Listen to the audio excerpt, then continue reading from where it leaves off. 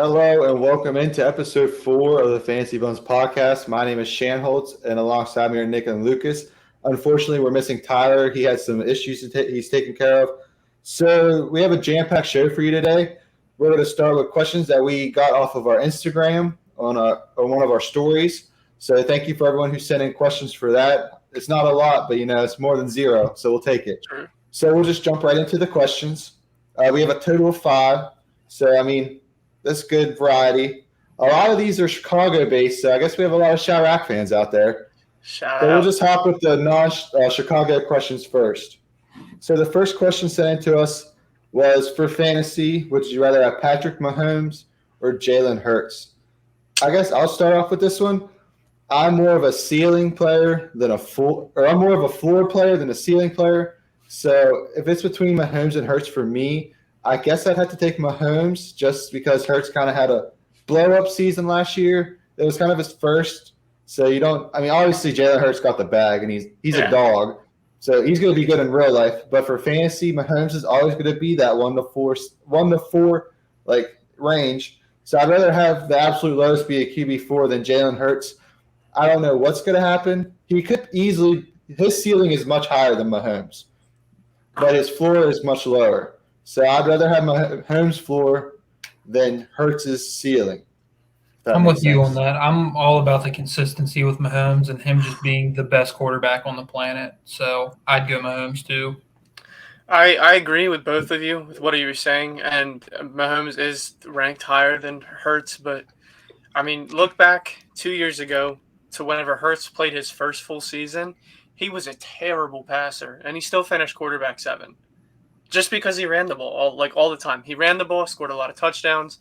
Now, obviously, we saw what happened this past year with the breakout, with the A.J. Brown trade, with Devonta Smith stepping up, and that whole offense just kind of molding together. I don't see another step back. All I see is another step forward. Now, I do imagine that the rushing touchdowns do decrease because 14 is a ridiculous amount for any player, not just a quarterback. But, I mean, you take some of those rushing touchdowns away, those are going to convert into passing touchdowns, more yards.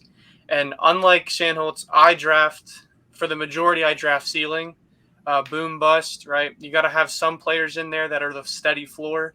But if you have enough of those guys, you can start drafting for those boom bust type players. Not that Jalen Hurts bust. His bad games last year were like 17, 18 points. Yeah. But the only thing that bothers me with Hurts is there were multiple games last year. I was an Eagles fan. Well, I still am an Eagles fan. And I had Jalen Hurts on my championship roster. He would score 24 points in the first half and then just not show up to the second half because they were winning by 4 touchdowns. So he just didn't need to play. So that's the only thing that kind of takes me away. Whereas the Chiefs defense isn't the best. It's not as good as the Eagles defense. I don't think so. So teams are going to be back and forth with the Chiefs where Mahomes is always going to have to be scoring, always going to have to be putting the ball in the air. Whereas the Eagles, for the majority of the last part of the season last year, they could just essentially run the games out in the second half with Miles Sanders and Gainwell. And Hurts would still have his plays, but yeah, I think if you drafted one right above the other, no one would think any differently. It's just more of your strategy going into your draft. Whether you're looking for a boom bust like a Nick type draft, or like me and Lucas, we rather know what we're getting at worst case scenario and look more at Mahomes. So they're definitely going 2 to 3, even 1 to 2, however you guys draft in your league. So that's the other scary thing about Hurts, though, is the fact that he runs so much. The injuries do scare you that there's a possibility of it.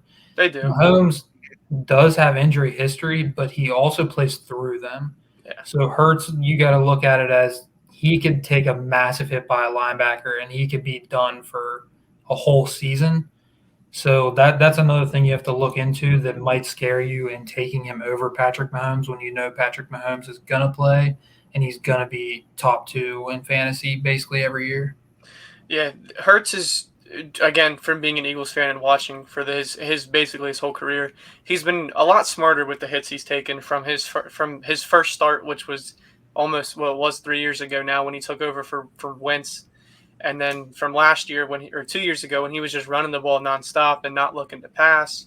This year he was more pass first and scramble second, but he didn't really take too many like hits where you flinched and you just got scared for a second. But he obviously still has the chance to take those hits because of the mobility of him. But I'm still going with Hurts. The injury doesn't scare me. I mean, it shouldn't scare you with Patrick Mahomes either. Look what he did in the playoffs last year. He was playing on half a leg and still balled out. Okay, so Nick has Hurts, and me and Lucas have Mahomes. Going on to the next one, Joe Burrow versus Justin Herbert. Who are you taking? I'll let one of you guys, since I started the last one. If you don't mind, I'll start with this one. Go ahead. So these two players are very similar. I feel like this just comes down to draft capital, where you can get one of them. Burrow's probably going to go higher than Herbert will this draft season just because of last year's finishes. But Herbert has an explosive arm. He has including Eckler, 4 amazing talents that can catch the ball and just be there for him when they need it. As you can see, Herbert didn't have a great year last year, but that's because pocket passers, they need touchdowns to survive in fantasy. He still had a decent year, but you drafted him, in the 4th round, I believe? He was a 4th-round draft pick last year. You were disappointed with – You were disappointed. Yeah. Yeah. Did you take him? No, I believe Carter Carter had him. Okay. Well, you were disappointed with that if you drafted him in the 4th round, then he had that kind of season. But I feel like both these quarterbacks have the same – they're going to have the same up and downs. Pocket passers need those passing touchdowns to survive, and I think the ball flips over to Herbert this year. See, I'm going to take the other side. As a lot of people know, if you know me, you know I love Joe Burrow. Joe Burrow is my guy. In our keeper league, I gave up a lot just to have him as a keeper. I mean, I traded Justin Fields in like a 5th-round pick just to have him as a keeper because I love Joe Burrow. You did get him in the 11th, though, as a keeper. That was a rookie year. Mm-hmm. Yep. But if you look at Joe Burrow's stats, I mean, his first year he was QB 25, and he got hurt, obviously. Yeah. And then since then, he hasn't finished lower than QB 7. He finished QB 7, and then this year QB 4, and I just think that he's just unstoppable. He is the 3rd best quarterback in the NFL to me, and especially this year with not knowing what's going on with Joe Mixon, there might be a lot more red zone opportunities where he's going to be throwing the ball. And he also does score a lot of rushing touchdowns off of QB sneaks. He does. I think he had 4 or 5 last year, which is a decent amount for a pocket passer. I mean, you don't see Aaron Rodgers or those guys running in the end zone or anything like that.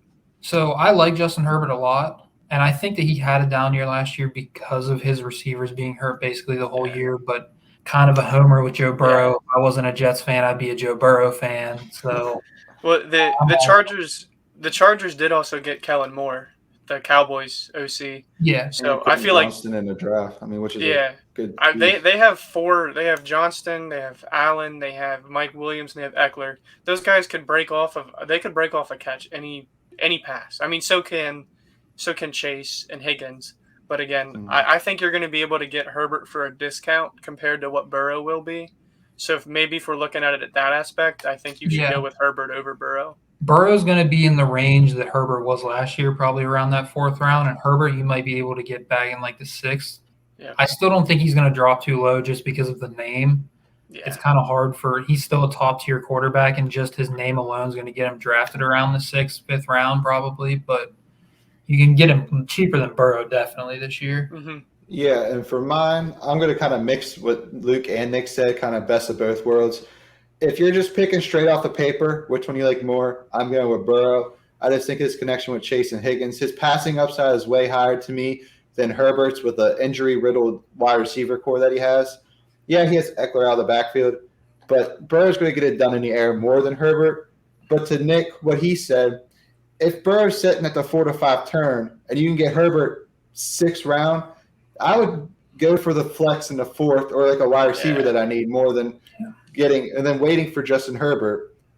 You could even fall for maybe Dak and Daniel Jones in the 8th, 9th over Burrow if you can get a stud at the 4th. It just depends on your what you perceive. If you like Joe Burrow that much and you want him at the 4 to 5 turn, no one's going to bat an eye if he goes off the board there. I mean, that's going to be pretty obvious. So. To go off of that, too, with Herbert, he might not have Eckler this year. Eckler did request a trade, and he is trying to find a trade. I don't know if that's going to actually happen or not. I haven't heard anything about it since, but they did tell his agent that they could find a trade for him. So You never know where he's going to go. He could go That's to the true. Bengals, honestly. Yeah, he could. That's Yeah. a team that needs a running back. The other thing before we get off the quarterbacks, there's like 8 quarterbacks that you have to leave your draft with, and we just talked about 4 of them. You know, the Mahomes, the Allens, the Hurts, Burrow, Herbert, Fields, guys like that. You have to leave your drafts with them, or you're gonna get stuck in some kind of spot start or something like that, and you're just rotating quarterbacks through and through. I mean, Lucas had the injury bug last year. He drafted Dak and kept Trey Lance. Well, that didn't turn out very well if you look at the first half of the season. Did So not. you almost kind of want these superstar, these MVP type caliber quarterbacks on your fantasy roster, and they're going to go early, so you're going to have to pay the price. But for those 4 guys, it's going to be worth it where they're drafted. I think the premium this year for QB is a lot higher than it has been in the past. People are starting to realize that the gap between There is a those tier top break tier. happening. Yeah. Yep. Yeah. It used to be you could go from QB1 to QB12 and it not be that much of a difference. In Yeah, I points. saw that. It was like a couple years ago, like between QB1 and QB12 was like a 3 fantasy points per game difference. It's Now starting to it's get probably- to where, that's like yeah. between 1 and 5, maybe, if that. It's probably more around 1 to 12 is probably 10 to 12 points. Yeah, now. it's getting that far separate just because of how the rushing is happening in the league and stuff, and the elite passers. Yep. So, Nick, you're going Herbert. Lucas, Yes, you're going Burrow. yes. And then I guess I would have to set Burrow. I think he's just too good to pass up around the 4th, 5th. But if you like a flex there, I could definitely go for Herbert as well. Yeah, always look at the board. Don't just draft for team needs. Yeah. If you have a stud sitting there in the 4 or 5 turn, and you have Burrow and That's Herbert, just trade material if you Yeah. worst case scenario. Yep. Okay, so now on to the Chicago questions. We have 3 out of 5 Chicago questions and 3 out of 5 Roschon Johnson questions. Everyone seems to be all over this guy. He is in the news. He's making some headliners over in Chicago. He's almost RB1 on some of like the news reports I've seen. So this guy, I don't know what he does to make everyone like him. He has to prove himself first to me. I mean, obviously you get drafted, that's a big deal and everything, but like Khalil Herbert proved it when David Montgomery wasn't on the field. Devonta Foreman proved it last year. Like these guys are proven themselves that if they're given the opportunity, they're going to run the ball, they're going to get yards, and they're going to score. The thing about Roschon Johnson too is like he didn't even prove it in college. Like he didn't That's have. what I'm saying. He backed up Bijan. Yeah. Obviously, it's different. He did have Bijan in front of Yeah. him, and like we have seen running backs get drafted where they've been the backup and they've been really good. It's just bad luck with who's in front of them. But like still, Yeah. it's just So we'll just go to the first question here. Can you rank the Chicago running back depth chart? Fields, Herbert, Foreman, and then Roschon. And unless this guy's some kind of superstar in camp and some kind of superstar in preseason, you have to go with the proven commodities in that backfield. I second that. Yeah, Herbert's definitely one. I don't honestly know why they drafted a running back. I think that Herbert is more than enough. He's proven it time and time again. He can rush for like 6 yards a carry per game. And I honestly, Roschon and Foreman, I just think they're like 2A and 2B because they're really kind of the same player. But I don't think it should matter. I think it should be Khalil Herbert's backfield either way. If anything, Roschon's going to take carries from Foreman, not from Herbert. Yeah. Yeah, I'm the same way. I think Herbert's going to be first, second, and third. And I think Deontay Foreman's going to be goal line or 3rd and 1. I think that's how they're going to break down snaps there. Yep. And Fields is going to do what he does and take carries away as well. Yep. So, as of right now, Roschon Johnson isn't really on our radars, but that obviously could change. It's very early in the offseason. Where do you have Roschon Johnson ranked among all rookie running backs in this year's draft? Lucas, you're kind of our collegiate analyst here out of the 3 of us. Do you kind of want to take over from the beginning for us? Yes, so I'll give you my order. He would be he'd be 6th out of 7 that I have getting drafted in a dynasty. Bijan, Gibbs, Charbonnet, Spears, Devin Agnew, and then Roschon. You forgot about A-Chain. Devon A-Chain went to the Dolphins? Yeah, he's right in front of him. Oh, my bad. Yeah. So I think he fits there well as an RB2, RB3 who might get carries. The Miami running back, I don't know how much he's going to play. They do have Mostert and Jeff Wilson, but they're both pretty injury prone. That's why I have him higher. Tajay Spears, I have him at 4 because of the Derrick Henry rumors for trades, and I've just heard a lot of great things about him. He was the FBS rushing yards leader, and if Henry ends up getting traded or Henry ends up going down, I think that he could be a really good pickup. And then the top 3 are obvious why they're up there. To go off Lucas, I'd move him down in my list 2 more. I think Kendre Miller, it might be RB 3 to 4 on my list. I think that dude's Kamara's more than likely going to get the suspension. Did you say Kendre Miller? He is right after Roschon for me. I think they're like hand in I hand. thought you did. I was just trying to listen. I don't know how serious his MCL injury was, and obviously Kamara's going to get suspended. But Jamal's still there. Yeah, but he's just got to outbeat Jamal Williams, and obviously he's a franchise leader. Detroit Lions, 17 touchdowns.